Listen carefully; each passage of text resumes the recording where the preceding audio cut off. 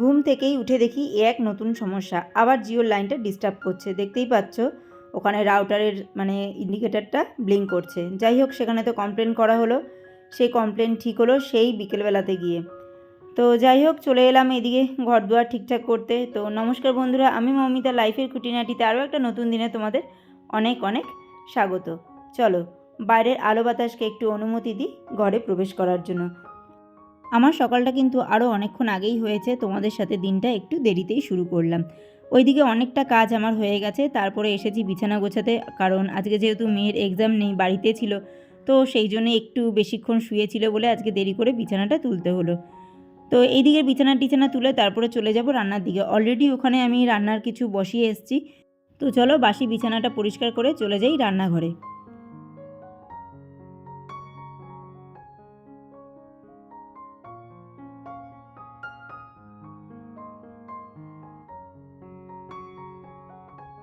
তো দেখতেই পাচ্ছ কুকারটা চাপানো ছিল, তো এখানে রয়েছে ডালিয়া।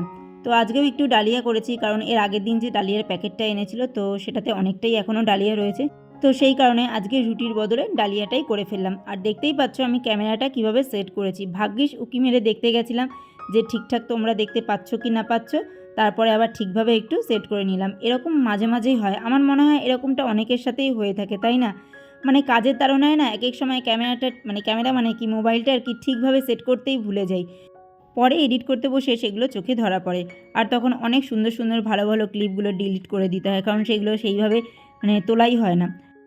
তো চলো আগে ব্রেকফাস্টটা বেড়ে সবাই খাওয়া দাওয়াটা কমপ্লিট করি, তারপরে আবার বাদবাকি কাজকর্মগুলো সেরে নেব।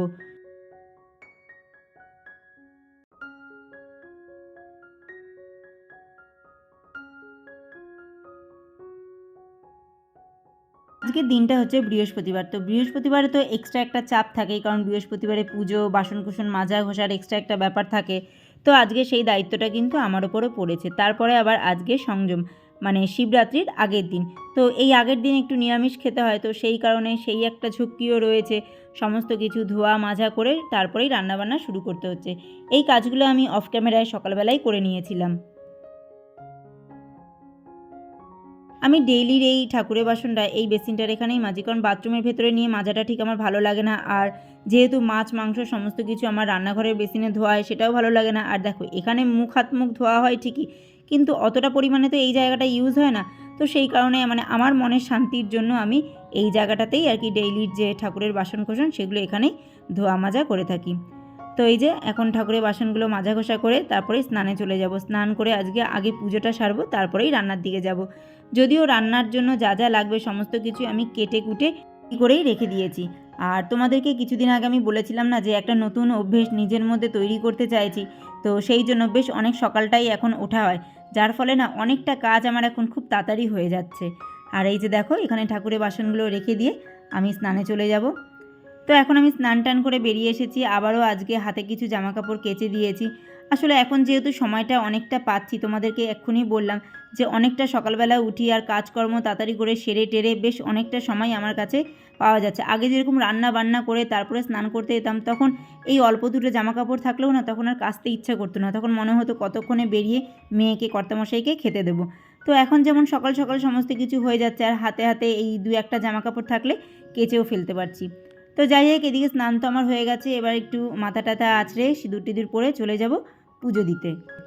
আজকে একটা কথা বলি, অনেকেই মনে করে যে ভিডিও বানায়, ভিডিও করে, তো কী আর করে, কি করে না করে, এই ব্যাপারগুলো কিন্তু অনেকের কাছে অনেক রকম প্রশ্ন থাকতে পারে। তবে যারা করে তারা হয়তো আমার সাথে একমত হবে এই কথাটায়। আর যারা শুধুমাত্র দেখে, তো তারা কিন্তু অনেকে অনেক কিছু ভেবে নেবে। আগে যখন আমিও এরকম অন্যের ব্লগ দেখতাম, হয়তো আমিও ভাবতাম কী আর এমন ব্যাপার, নিজের কাজগুলোকেই তো দেখাচ্ছে।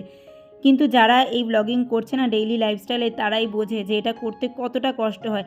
একই কাজকে কিন্তু আমাদেরকে দুবার করে করতে হচ্ছে।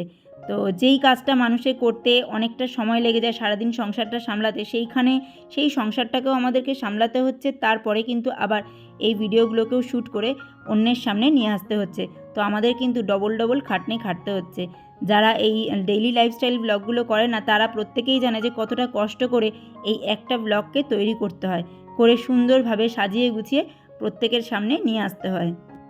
তো এই সকালবেলা উঠে যখন সমস্ত কাজকর্ম করে তারপরে গিয়ে নিজেকে টাইম দেওয়ার জন্য একটু টাইম বের করতে পারছি না, তখন নিজের কাছে কিন্তু অনেকটা ভালো লাগছে। এর আগে না মাঝখানে খুব হচপচ হয়ে যাচ্ছিল ব্যাপারগুলো, কিন্তু এখন ইদানিং অনেকটা সময় পাই আমি নিজের মতো করে মানে এই জায়গাটাকে দেওয়ার জন্য। তো যাই হোক, দেখো আজকে যেহেতু বৃহস্পতিবার, তো সেই জন্য এখানে যে কাপড়টা পাতা ছিল সেটাকে তুলে নিলাম, তুলে ভালো করে পরিষ্কার করে মুছে টুছে নিলাম। আর এই যে মাটিটা দেখতে পাচ্ছ, এখানে তো আমি ঘরটা পাতি, তো মাটিটা একদম শুকনো হয়ে না ফেটে ফেটে গেছে, তো সেই জন্য একটুখানি জল দিয়ে ভিজিয়ে নিলাম, তাহলে ঘরটা যখন পাতবো পেতে আর কি টাইট হয়ে বসবে। তো দেখো এখানে আরেকটা ধোয়া আর কি কাপড় পেতে দিলাম।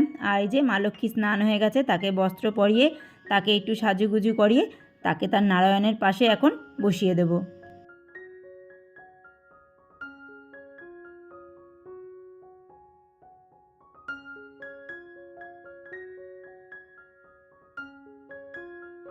তো এইদিকে আমার গোপুসোনারও স্নান টান হয়ে গেছে, গোপুসোনাকেও একটা সুন্দর জামা পরিয়ে দিয়েছি, আর গোপুসোনা যেই আসনটার ওপরে বসতো সেটাকে আজকে চেঞ্জ করে দিয়েছি। এই যে পদ্ম ফুলের মতো একটা আসন আছে তার ওপরেই গোপুসোনাকে বসাচ্ছি। আমাদের যেমন একরকম বিছানা চাদর পছন্দ হয় না, তেমন ওরও কি একই জায়গায় বসতে ভালো লাগে, তাই মাঝে মাঝে ওর যে কটা বসার জায়গা আছে একটু চেঞ্জ করে দিই। আর এখন চলো লক্ষ্মীর ঘরটাকে পেতে দেবো, তো সেটাই সাজিয়ে গুজিয়ে নিচ্ছি।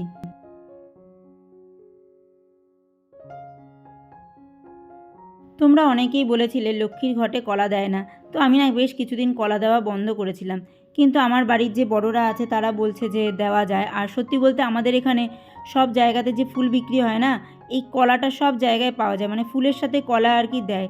তো এতদিন ধরে দিয়ে এসছি, তো তো সেই জন্য এখন আবার দেওয়া শুরু করেছি। মাঝখানে একটু বন্ধ রেখেছিলাম। হ্যাঁ, সুপারিও দেওয়া যায়, কিন্তু সবসময় সুপারিটা আবার পাওয়া যায় না। আর ছোট্ট মানে সুপুরির ভেতরের অংশটা না খোসা শুদ্ধ আর কি সুপুরিটা দেওয়া যায়, ওটা না জলে থাকতে থাকতে না একই সুপুরি কেমন একটা হয়ে যায়। তো সেই কারণে আবার আর কি কলাটা দিয়েই পাতা শুরু করেছি।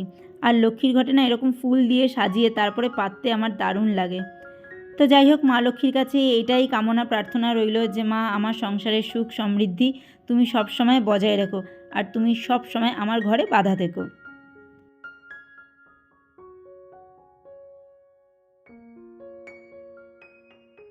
আমি ভগবান বিশ্বাসী।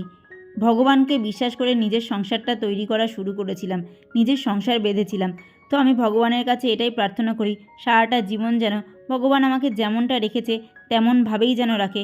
আমাকে খুব বেশি দিতে হবে না, আমি যতটুকু আছি ততটুকু নিয়েই যেন সারাটা জীবন আনন্দে ফুর্তিতে আমার কর্তামশাই আর মেয়েকে নিয়ে যেন কাটিয়ে দিতে পারি। তো এটাই হয় আমার সব সময় প্রার্থনা।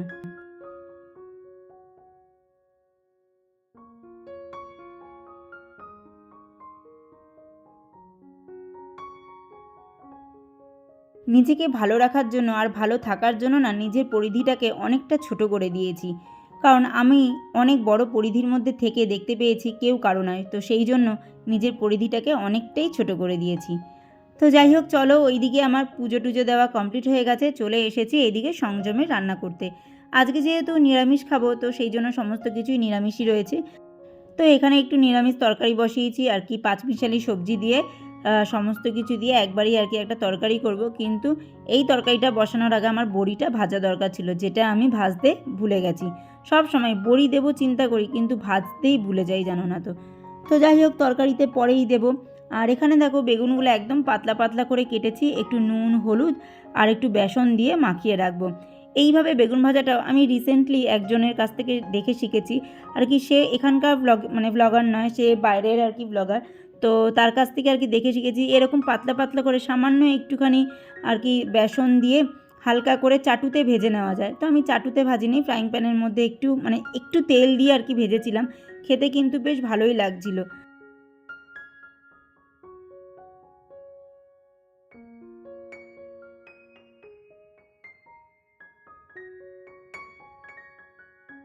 তোমাদের ভালোবাসায় আর তোমাদের পাশে থাকার জন্য কিন্তু আমি অনেক বড় একটা পাওনা পেয়েছি। আজকের ব্লগে সেই পাওনার কথা বলে ব্লগটাকে নষ্ট করব না, কারণ তার জন্য আসবে একটা স্পেশাল ব্লগ। তো সেটাও কিন্তু তোমাদেরকে দেখতে হবে। শুধু একটাই কথা, তোমরা যারা আমার পুরনো বন্ধু আছো, যারা প্রথম থেকে আমার সাথে আছো, তাদের জন্য তো অনেক অনেক ধন্যবাদ। ধন্যবাদ কথাটাও জানি কোথাও ছোট হয়ে যাবে। সত্যি তোমরা যদি কাছে থাকতে না, তো প্রত্যেককে মনে হতো মানে কী যে করব আমি নিজেই বুঝে পাচ্ছি না, যে তোমরা আমাকে এতটা সাথ দিয়েছো, তোমরা আমার এতটা পাশে থেকেছো। সেই কারণে যদি তোমাদের সামনে একটু দাঁড়াতে পারতাম, তোমাদের সামনে একটু কথা বলতে পারতাম, তাহলে মনে হয় অনেকটা নিজের ভাব ধারণাকে প্রকাশ করতে পারতাম। তো সেটাই আর কি। তো যাই হোক, যেটা হওয়ার নয় সেটা ভেবে তো লাভ নেই, যেটা হচ্ছে সেটার দিকেই তাকাই। হ্যাঁ, এই ব্যাপারটা নিয়ে একটা ভালো ব্লগ আসতে চলেছে, নিশ্চয়ই আসবে, সেটা তোমাদের সামনে অবশ্যই নিয়ে আসবো, কিন্তু তার জন্য আমায় একটু সময় দিতে হবে। তো চলো, এই যে বড়িগুলো ভেজেছিলাম, তো সেগুলোকে একটু গুঁড়ো গুঁড়ো করে নিলাম। এখন এই যে এই নিরামিষ তরকারির ওপর দিয়ে ছড়িয়ে দিচ্ছি, যেহেতু আগে দিতে পারিনি, পরে দিচ্ছি বলে একটু গুঁড়িয়ে মানে একদম গুঁড়ো গুঁড়ো করেই আর কি তরকারিটার মধ্যে দিলাম। আর খানিকটা বড়ি রেখে দিলাম, কারণ আজকে আবার একটু লাল শাক করবো, তার মধ্যে অ্যাড করব। আর ওইদিকে দেখতেই পাচ্ছ পাতলা পাতলা বেগুনগুলো একদম সামান্য একটু তেলে দিয়ে আর কি উল্টে পাল্টে নেব। খুব ভালো লাগছিলো বেগুনগুলো এইভাবে ভাজা খেতে। তো এখানে আজকে একটু কালো জিরে, কাঁচা লঙ্কা ফোড়ন দিয়ে সামান্য একটু আলু কুচি কুচি করে কেটে ভেজে নিয়ে তার মধ্যেই লাল শাকটাকে অ্যাড করে নেব। তো এই যে দেখো, এই হচ্ছে আমার লাল শাক, এই হচ্ছে বেগুন, আর এই হচ্ছে আমার নিরামিষ তরকারি। এই ছিল আজকে আমাদের দুপুরের খাবার দাবার। এরপরে আমি চলে এলাম হসপিটাল মানে মায়ের আজকে চোখে লেজার হবে, তো সেই জন্য চলে এসেছি বিরাটিতে স্বামী বিবেকানন্দ সেবা সদনে। এখানে স্বল্প মূল্যে চোখের বিভিন্ন রকম চিকিৎসা করানো হয়, ছানি অপারেশনও হয়, চোখের সমস্ত রকম কিছু এখানে আর কি হয়, ডাক্তার দেখানো হয়, চোখের চশমার থেকে শুরু করে সমস্ত রকম ট্রিটমেন্ট এখানে হয়। পয়সা অনেকটাই কম, অনেকটাই কম। তো ওইদিকে তো আমি মা বাবার কাছে গেলাম, আর এইদিকে কর্তামশাই বসে বসে এর গতিবিধি লক্ষ্য করছিল। আর দেখতেই পাচ্ছ এখন সূর্যাস্তের সময়, তো আকাশটাও কি দারুণ লাগছিল। এই সপ্তাহে মার এখানে লেজার হচ্ছে, আশা করি বাবা যদি সুস্থ থাকে তাহলে সামনের সপ্তাহের দিকে হয়তো বাবার এখানে ছানি অপারেশনটাও হবে। জায়গাটা প্রথম দেখলাম, বেশ ভালোই লাগলো, পরিষ্কার পরিচ্ছন্ন আছে। আর এমন না যে শুধু দুস্থ ফ্যামিলি থেকেই সবাই এসছে, ভালো ভালো ঘর থেকে কিন্তু মানুষ এখানে এসছে তাদের চোখের ট্রিটমেন্ট করাতে। আর সমস্ত জিনিসটা বেশ ভালো লাগলো, সিস্টেমটা খুবই সুন্দর। তোমরা যদি বিরাটির আশেপাশে কেউ থেকে থাকো তাহলে একবার যোগাযোগ করতে পারো, জায়গাটা কিন্তু অনেকটাই ভালো। যারা চোখ দেখাতে এসছে তারা সবাই এখানে বসে রয়েছে, সব রকম ব্যবস্থা আছে, জল আছে, টয়লেটের ব্যবস্থা, সব কিছুই আছে। তো চলো বন্ধুরা, এদিকের কাজ তো আমার মোটামুটি হয়ে গেছে, মার লেজার টেজার করা হয়ে গেছে, মাকে বাইরে বার করে দিয়েছে, তারপরে আর কি আমি আর কর্তামশাই এখন বাড়ির দিকে ফিরছি, মা আর বাবা ট্রেনে করে ফিরবে। যাওয়ার সময় এই রাস্তা দিয়ে যখন গেছি একটা দৃশ্য দেখেছিলাম, সেটাই তোমাদের সাথে শেয়ার করব বলে এখন আবার অন করেছি, কিন্তু এখন আর সেটা ছিল না। দৃশ্যটা হচ্ছে মশারি টানিয়ে এখানে তাস খেলা হচ্ছিল, যেটা দেখে আমার খুব হাসি পাচ্ছিল, তো ভাবলাম তোমাদেরকে দেখাই, কিন্তু সেটা আর হলো না। তো আজকের পর্ব এতটুকুই, আবার দেখাবে নতুন এক পর্ব নিয়ে। তোমরা সবাই ভালো থেকো।